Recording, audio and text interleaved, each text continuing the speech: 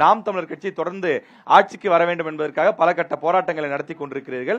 இந்த மாவட்டத்திற்கு நீங்கள் செய்த நன்மை என்ன? உங்களால் இந்த மாவட்டம் பெற்ற நன்மை என்ன? நீங்கள் தொடரலாம். 2011 இந்த திருவாரூர் மாவட்டத்தை அழிக்க போற ஒரு திட்டம் வந்தது, மீத்தேன் திட்டம். திராவிட கட்சிகள் சாதனையாக சொல்லிக் கொள்கிற பள்ளிக்கூடம், கட்டடம், பாலம், சாலை எல்லாம் மக்கள் வாழ்ந்தாதான் பயன்படும். மக்களே வாழ முடியாத ஒரு சூழ்நிலை ஏற்படுத்தக்கூடிய ஒரு திட்டம் வந்தது. ஐயா நம்மாழ்வார் தலைமையில இதை எதிர்த்து பல்வேறு கட்சிகள், இயக்கங்கள் இதற்காக அந்த மீத்தேன் திட்டத்தை விரட்டி அடிக்க போராட்டம் நடத்தினாங்க. கட்சிகள்ல இருபெரும் திராவிட கட்சிகள் அதை எதிர்த்து ஒண்ணுமே செய்யல. ஏன்னா ஒரு கட்சி தான் ஐயா ஸ்டாலின் அவர்கள் நான் புரியாம கையெழுத்து போட்டேன் அப்படின்னு சொன்னாரு. இல்ல குற்றச்சாட்டு அடுத்த ரவுண்ட்ல வச்சுக்கலாங்க ஐயா. நீங்க என்ன சாதனை பண்ணீங்க அது சுருக்கமா சொல்லுங்க.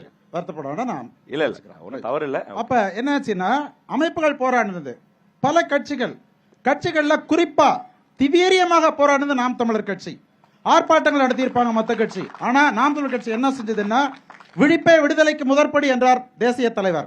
விழிப்புணர்வு ஏற்படுத்தி பொது கருத்து உருவானாதான் அரசாங்கம் தடுக்கும்னு தெரிஞ்சுக்கிட்டு தெரு தெருவா நாங்க போனோம், ஊர்தி பரப்புரை பண்ணோம், கிராமம் போனோம், 50,000 துண்டறிக்கைகள் அடிச்சு கொடுத்தோம், ஆர்ப்பாட்டங்கள் நடத்தினோம், உண்ணாவிரதம் நடத்தினோம், கடையடைப்பு நடத்தினோம்.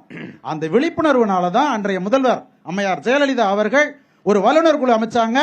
அந்த வல்லுநர் குழு அறிக்கையின் அடிப்படையில் 2015 இடைக்கால தடை விதிச்சாங்க. 2020 எடப்பாடி அவர்கள் பாதுகாக்கப்பட்ட வேளாண் மண்டலமா அறிவிச்சாங்க. ஆனால் அந்த சட்டத்திலேயும் சில ஓட்டைகள் இருக்கு. அதை நான் 3வது சுற்றுல வரேன்.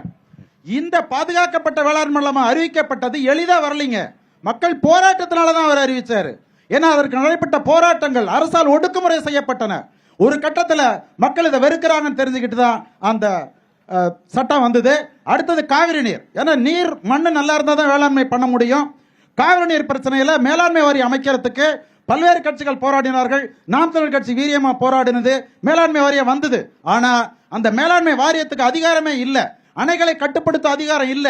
வாரியம் உத்தரவு போடுது 30 TMC கொடு, கர்நாடகா கொடுக்க மாட்டேங்குது. அதற்காக நாங்கள் காவிரி உரிமை மீட்பு குழுவோடு சேர்ந்து இந்த ஆணையம் நமக்கு சரிப்பட்டு வராது, அது அதிகாரம் இல்ல. அதனால அணைகளை தன் கட்டுப்பாட்டில் வைத்திருக்கின்ற அதிகாரம் பெற்ற ஆணையத்தை அமைன்னு சொல்லி நாங்க போராடுறோம்.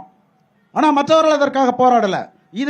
இதான் ரொம்ப அவசியமானது. அதுக்காக 2 குறிப்பிட்ட தொகுதி வாரிய பார்த்தா மன்னார்குடி தொகுதியில் நீடாமலை ஊராட்சி ஒன்றியம், ஆயுகுடி ஊராட்சி, அகர பொதுக்குடி பகுதியில் பழுதடைந்த பாளையங்கள் மனுவால் சரி செய்யப்பட்டது.